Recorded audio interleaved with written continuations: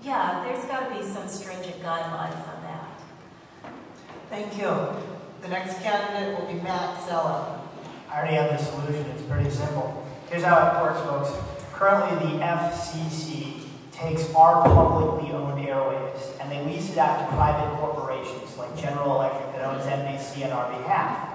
Now, the reason why Tom, myself, and Janice have to worry so much about money is because when it comes time to get our message out to you, we have to buy the airwaves that we, the public, already own from companies like General Electric that own NBC. Why not do this? NBC currently has to, for example, let the federal government interrupt broadcasts during the emergency broadcast system or air public service announcements. Why not add a third stipulation? That any candidate who receives the requisite number of signatures via the petitioning process to be on the ballot get free access to airtime that's already owned by the public. This way you, the American people, can be the most informed citizens possible. See, too often, what we have in this system of government, and why we're in all these problems, that is what we've equivocated the ability to raise money with the ability to govern, and we've all seen what that's gotten us. It doesn't work. Thank you. The next question for our candidates is, how would you close the gap in the federal budget deficit? Cutting spending will not just do it. You need increased revenue. What would you propose to get increased revenue? And the question goes first to Janice Volk. Well, let's start with Congress. We need to start cutting out the redundancies. And I'm sure that you've all seen it. This district is largely composed of farmers who are regulated by all sorts of bureaus. But they're redundant in and of itself. It's quite frustrating. I myself am a farmer, and I have been slapped on the hand for being a farmer. But the thing about it is that the federal government does not need to be involved in this. We can regulate ourselves as ordinary citizens. Now,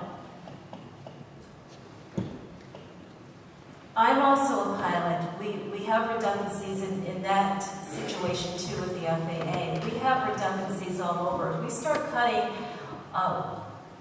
education or substantially limiting those types of entitlements, we can save so much money, billions of dollars. And the redundancies are there, and they're right out in front of us. We can cut those. Thank you. The next candidate will be Matt Zeller. Great question. We're $13 trillion in debt. $1 trillion of it is held by the Chinese. Every single person in this audience and listening at home tonight currently owes Beijing $45,000. So how do we get ourselves out of this problem? Well, the first thing is we got to stop the tax cuts for the rich. They already got their bailout a couple of years ago when we handed $700 billion of our tax dollars to their banks. I'm the only person up here who says that they don't want to extend the Bush tax cuts for people who make over $250,000 a year. Do you realize that that will add $4 trillion to the federal deficit? I don't know how you can call yourself a fiscal conservative if you're in favor of an option that adds $4 trillion to the federal deficit. So how do we get ourselves out of this mess? First things, end the tax cuts for the super wealthy. Second, put people back to work. Clean energy is going to be the industrial revolution of the 21st century. The more people who are employed, the more we're collecting in tax revenues. We don't have to do any tax increases for the middle class, and suddenly our balance sheet starts to look a little bit more balanced. But we also, by the way, when we're making things and selling them abroad, we're addressing that trade imbalance with China. Thank you. The next candidate will be Tom Reed. I want to highlight what my opponent just said for the first time here to me, that I heard this. He wants to extend or raise the tax rates to create $4 trillion of tax revenue. That means the lowest income brackets will now go from 10 to 15%. He is talking about a massive tax increase on everyone in America. I stand here before you as the creator of 4 small businesses. And I know that in those businesses, I can control spending. I can project revenues. I can try to do my best to enhance them. But I control spending. So the effort and the attention has to be 100% committed to the spending side of the ledger.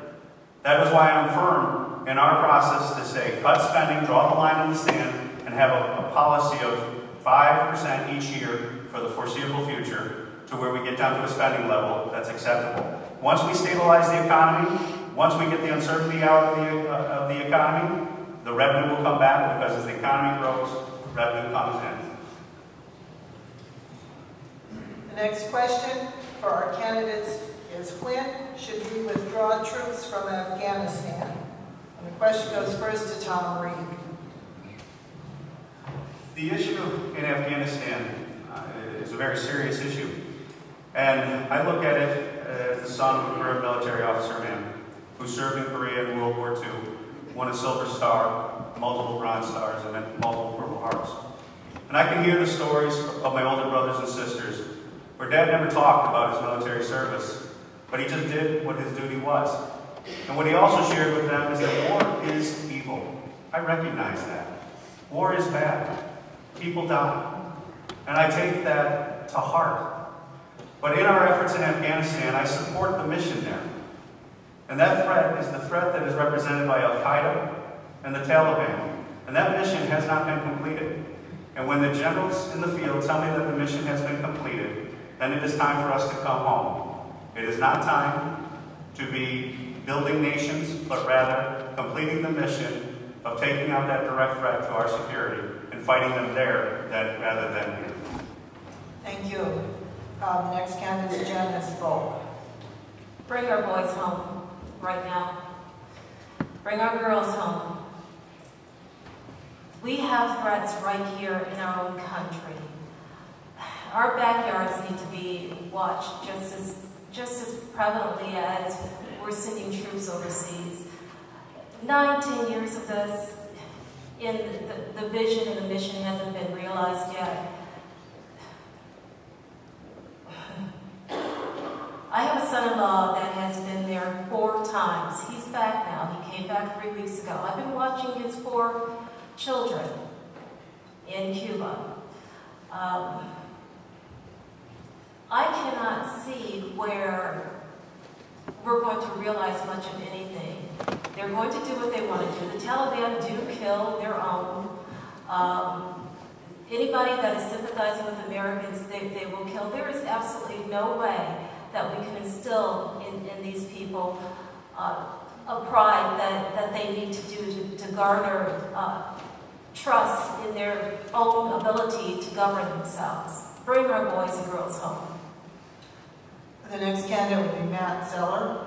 Let me just make this clear. I'm not in favor of raising taxes for anybody who makes less than $250,000 a year, and you shouldn't let a politician like Tom Reed tell you otherwise.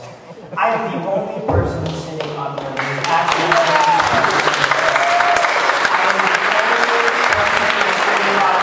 is actually fought in Afghanistan. I am wearing my combat boots from that war. This threat is very personal for me.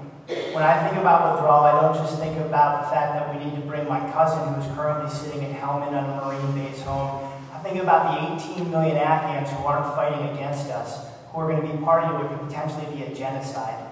Here's what our mission should be, and it's simple. Leave Afghanistan a country that's stable, that doesn't threaten its neighbors, that doesn't threaten us. How do we do that? We have to prevent people from wanting to use the ideology of terrorism to accomplish their mission. To do that, we have to raise a generation of Afghan children who won't grow up to want to shoot at us. That's going to take time, but I'm the only one to have the honest conversation about that, and I encourage you to visit my website to learn more about it. The next question for our candidates is, what do you think about don't ask, don't tell? And we'll ask this question first to Janice Volk. This is not the time. I don't know what Obama's up to, but this is not the time to be questioning that. I don't feel that our soldiers need to be concerned about that when they're fighting a war and are having to buy their own meals over there in Iraq instead of the government troops or the government giving them their meals. Things have really changed and gone downhill with some of the care that's taken when we're going into war. Obama's mission for bringing this out now is just absolutely asinine.